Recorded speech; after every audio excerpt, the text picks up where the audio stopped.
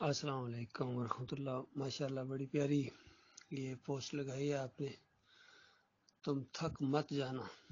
اللہ کا لاکھ لاکھ شکر ہے کہ ہم تھکے نہیں ہیں،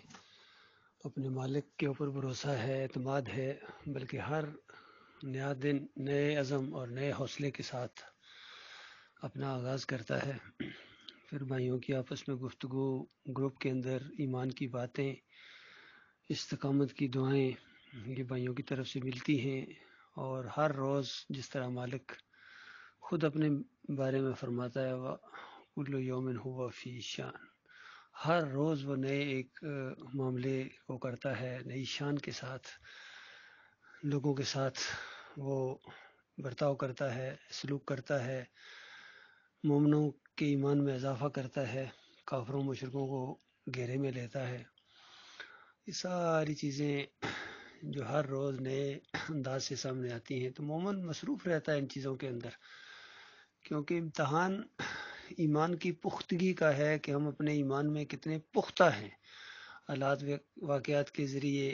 ان کا امتحان ہوتا ہے، ٹیسٹ ہوتا ہے کہ واقعی ہم اللہ کو اکیلا داتا مانتے ہیں، دستگیر مانتے ہیں، مشکل کشا مانتے ہیں، حاجت روا مانتے ہیں،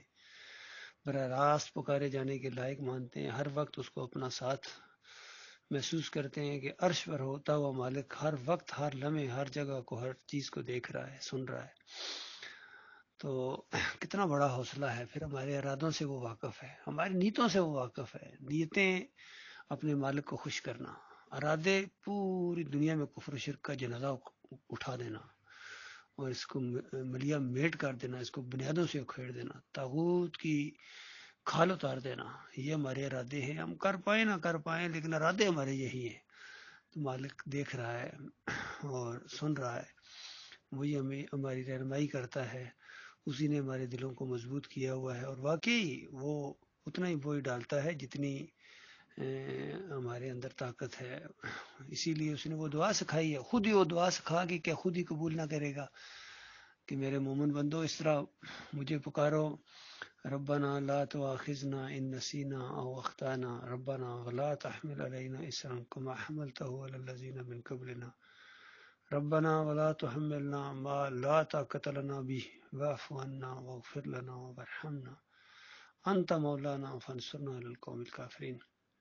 ان آیات کے بارے میں نبی علیہ السلام نے فرمایا کہ جب بھی مومن یعنی اس طریقے سے دعا مانگتا ہے کہ ہر دعا کے ہر حصے کے اوپر مالک فرماتا ہے اوکے اوکے، یعنی ایسا ہی کروں گا، ایسے ہی کروں گا۔